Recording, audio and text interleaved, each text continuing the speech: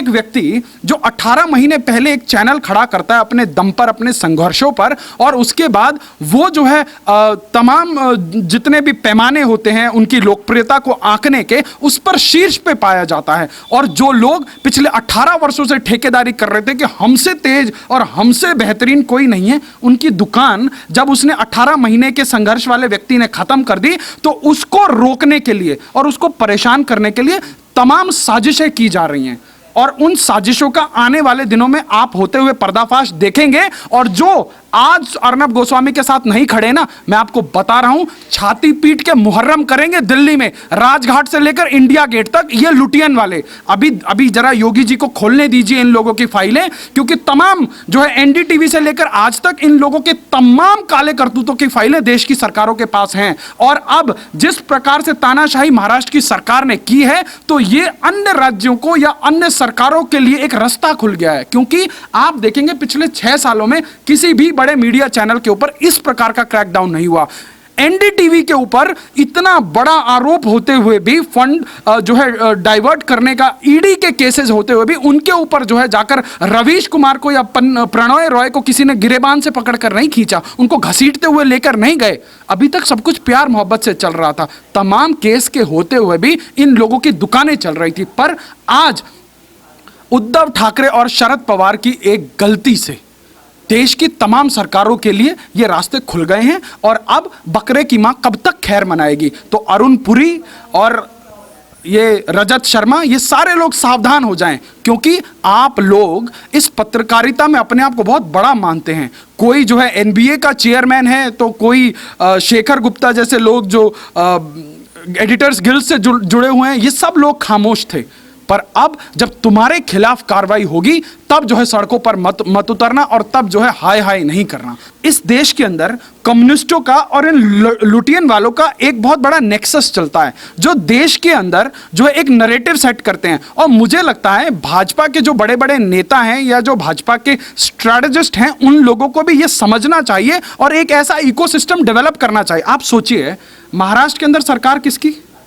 उद्धव ठाकरे की। किसके आशीर्वाद से? सोनिया गांधी के आशीर्वाद से। किसके आशीर्वाद से? शरद पवार के आशीर्वाद से।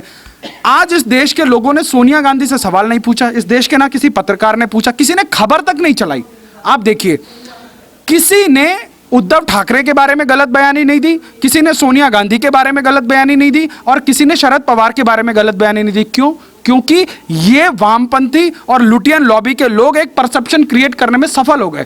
परंतु मैं इसमें दोष जनता का नहीं देता, क्योंकि जनता उसी को बोलती है जिससे वो अपेक्षा रखती है। अब आप देखिए, अर्नब गोस्वामी के समर्थन में कौन बोला? देश के गृह मंत्री बोले, देश के रक्षा मंत्री बोले, भाजपा के तमाम सांसद बोले, तमाम मंत्री बोले, भाजपा के किरीट सोमैया जेल तक जाकर उनका जो है हालचाल पूछते रहे, राम कदम पहुंचते रहे। वहां लगभग 20 से 25 विधायक जो है तलोजा जेल के बाहर उनका कुशल क्षेम पूछने के लिए लगे रहे। देश की सड़कों पर एबीवीपी और भारतीय जनता युवा मोर्चा सड़कों पर आंदोलन करता रहा देश की जनता के साथ। आपने क्या किसी और संगठन को देखा?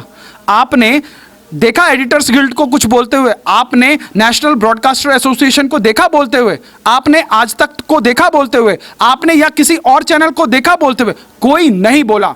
मैं आपको दावे के साथ कहता हूं, सिर्फ एक दिन के लिए किसी केस में राजदीप सरदेसाई को उठा ले, राहुल कंवल को उठा ले, मैं बताता हूं आपको, अरुण पुरी पूरा का पूरा मैकेनिज्म हिला के रख देगा।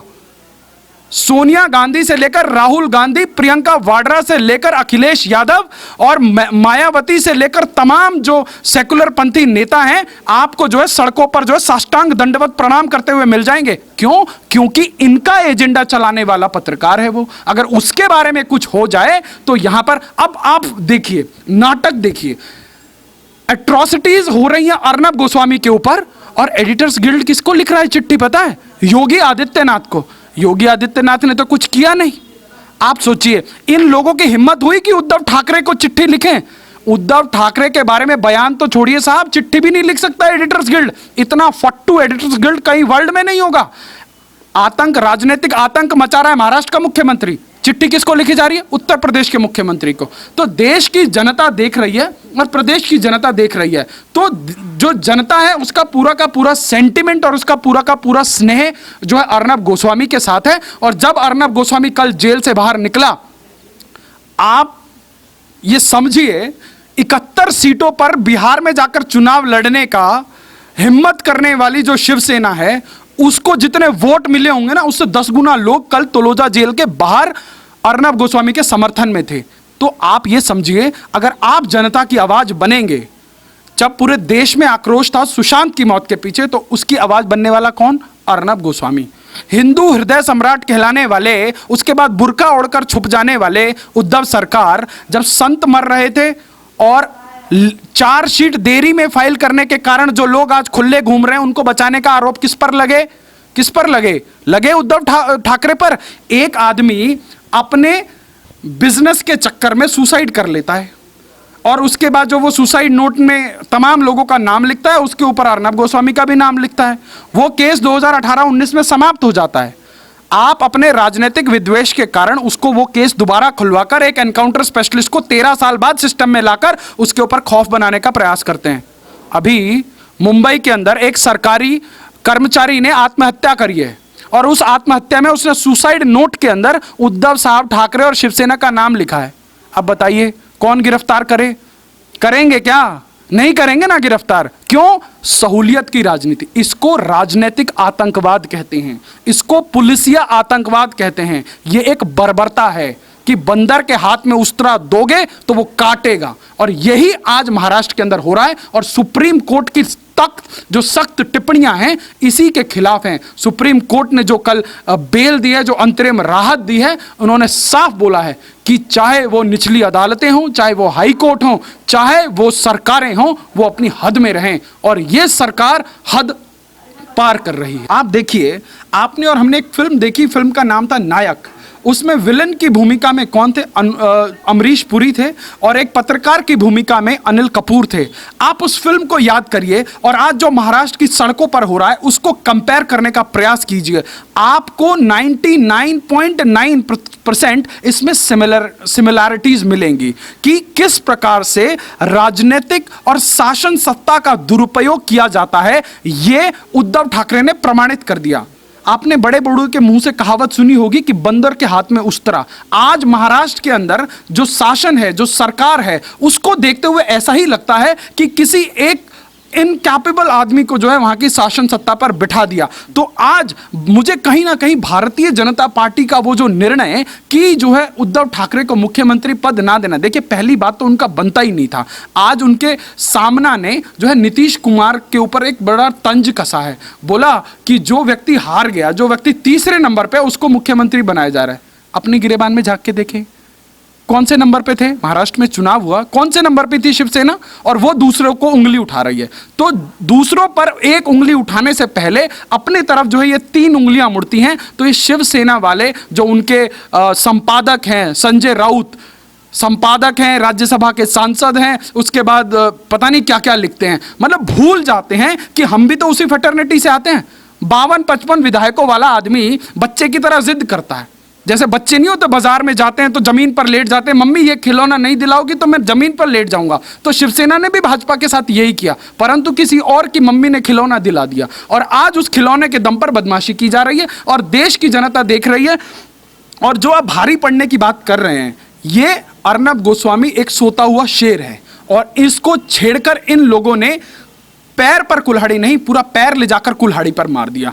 अब इन लोगों की राजनीति की उल्टी गिनती शुरू हो गई है।